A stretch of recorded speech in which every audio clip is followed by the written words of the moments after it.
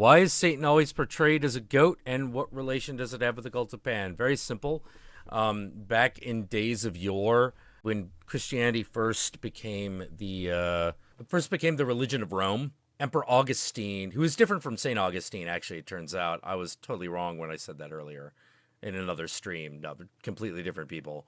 But Emperor Augustine was basically despaired because he didn't think that the cults of Pan would ever convert, nor for that matter did he think that the cults of Diana would convert. Now, you have to understand that one of the things that's going on here is that while we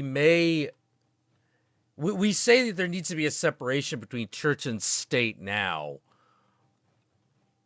but back in the days of Rome and in the days of Greece, there actually was a complete separation of those powers.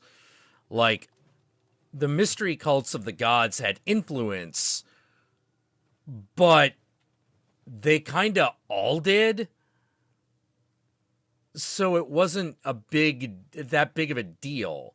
Like, no one became a zealot for, like, Hermes and went crazy, started blowing shit up. But when Rome becomes when Rome gains an official religion, that being Christianity, the emperor tries to convert everyone to that faith as quickly as he can. And the problem is the cults of Diana and the cults of Pan are holdouts because they're really popular. They're super popular. Like, Diana is the goddess of young women. You know, she's got the Vestal Virgins. You know, everyone loves them. They lead public prayers. They have festivals. The cult of Diana does a lot of cool things. The cult of Pan is a little bit more raucous, a little crazier, and is related to the old Dionysian cults, the Maenad cults. But at the end of the day, they love sex, drugs, and music. So everybody loves them. Everybody loves the cult of Pan, despite the fact that shit gets a little cray over in them secluded woods where they fucking all get high and do shit. So the cult of Pan persists in existence for centuries. Like, it essentially outlasts Rome itself. And all this time, they're trying to figure out how they can get the cult of Pan, get the Pan cultists to convert to Christianity, because, you know, we're the Catholic Church now, and, you know, we're in charge. You know, because now there is no separation of church and state, because church and state have become one, and that's the Catholic Church.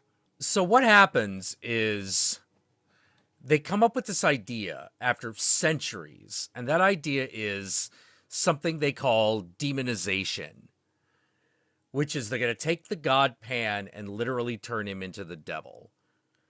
And that's why the devil has goat-like features and all that shit, and why he all of a sudden has more of a direct association with sexuality, particularly female sexuality.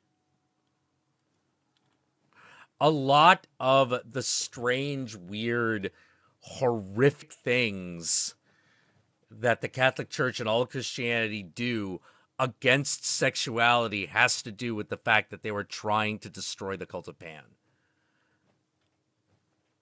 Because normally what they would do is they would basically declare the god part of the Christian pantheon, even though there's not really a pantheon.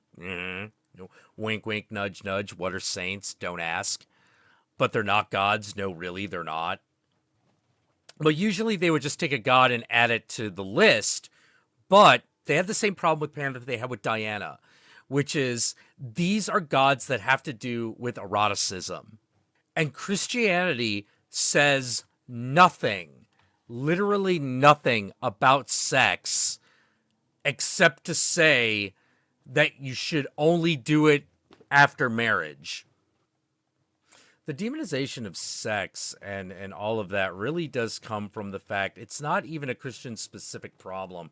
It's just that the culture we live in is the one that was inspired most by it, so it's the one we deal with. I mean, just be glad we don't stone widows in many ways. Oh God. Oh, what about the Knights Templar and Baphomet? Oh, that comes later. That shit comes later. Like, that comes, like, several hundred years after that, during the Crusades. That's a completely different period of time. So, by that point, the devil has become a lot closer to what we understand now. He's got the goat feet, he's got the dragon's wings, association with fire that he gets from the Ifrit, that he got from Iblis, and all that kind of shit. But the pan cults, while discredited, were mainly pushed underground. Much smaller, way easier to handle. Like way easier to fucking burn a couple dozen people at the stake than a few thousand. My friend Seth Lindbergh can actually tell you, he's Scanner Darkly on Twitter. He might, I don't know if he will, but he can talk your ear off about the Knights Templar. That guy knows a metric fuck ton about the Knights Templar. And he can go into detail. But like my understanding is that the pan cults had gone underground, so that means that they're still around. They're just very, don't tell anyone that we still worship Pan.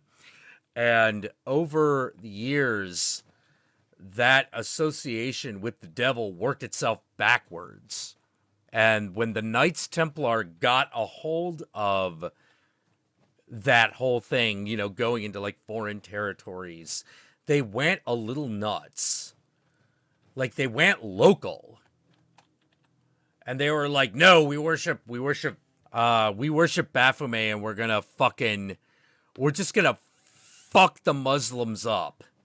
We're gonna fuck them up. We're gonna sacrifice them. But I have to check with Seth, because he's the big Knights Templar scholar I know. Because there's a chance that didn't actually happen that way either. It might have just been that this group of Knights Templar broke away, and in order to justify the fact that this group of crusaders had gone AWOL, the church demonized them as well. I mean, that's entirely possible. I actually am not sure which one of those is what happened, but the official church story is that group of Knights Templar went native. Inconvenient truths are always covered up for the sake of dogma. They don't want people to stray. They need everyone to stay on the same path. In order just to get certain things done. If I'm being nice about it. If I'm being neutral about it, it's also that we can keep society moving in one fucking direction. But if I'm being like totally honest, it's basically how we can fuck people over. How we can maintain control of a culture that feels like at every moment it's gonna fall apart. Hey, we got the Patreon, so kick in a buck or two a month so that we may continue Satan's unholy work. Also, we do a semi-regular stream about once a week, and the announcement of when the next one is announced on my Twitter. So go follow me on Twitter and you'll get the announcement on when the next stream is and who's going to be joining me. Although there's usually a surprise. So go do that, and we will see you at the next one. Hail Satan.